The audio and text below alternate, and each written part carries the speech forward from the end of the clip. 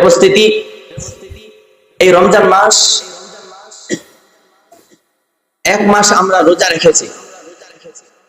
নেক আমলের বিনিময়ের দিক দিয়ে প্রত্যেকটা নেক আমলের সর্বনিম্ন বিনিময় আল্লাহ তাআলা কয়টা দিয়ে থাকেন? কয়টা নেক দিয়ে থাকেন? 10টা। আমরা যদি এক মাসের নেক আমল হিসাব করি 300 হবে। তবে মাস তো 29-এও যায়, 30-এও যায়। এজন্য আমরা যদি একটা মাস ধরি, এক মাসের সওয়াব আল্লাহ তাআলা 10 মাসের সওয়াবে পরিণত করেছেন। এক মাস আমল করার দ্বারা আল্লাহ তাআলা আমাদেরকে 10 মাস আমল করার সওয়াব দিয়েছেন। এর একটা গণনা যদি করি তুলনামূলক, বাকি 2 মাস তো আমাদের বছরে কয়টা মাস? সবাই বলে না, বছরে কয় মাস? 12 মাস। আমি যদি এক মাস ইবাদত করার দ্বারা 10 মাসের সওয়াব পাই, আর 2 মাস বাকি থাকে কিনা?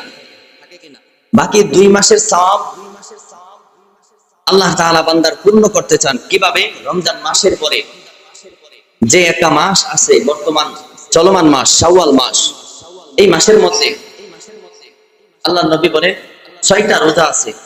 কোন উম্মত যদি 6টা রোজা রাখতে পারে, আল্লাহ তাআলা তাকে পূর্ণ 1 বছরের সওয়াব দিয়ে দেন। সুবহানাল্লাহ। আল্লাহর নবী বলেন, আমার উম্মতের মধ্য থেকে যারা রমজান মাসের 1 মাস পূর্ণ রোজা রাখার পরে শাওয়াল মাসের 6টা রোজা রাখলো, মুসলমান ভাইয়ের আমার নবী বলেন, যারা রমজান মাসের রোজা রাখার পরে শাওয়াল মাসে 6টা রোজা রাখলো, সে যেন 1 বছর রোজা রাখার সওয়াব পেয়ে গেল। এজন্য আমাদেরকে শাওয়াল মাসের 6টা রোজা রাখার দরকার আছে না নাই?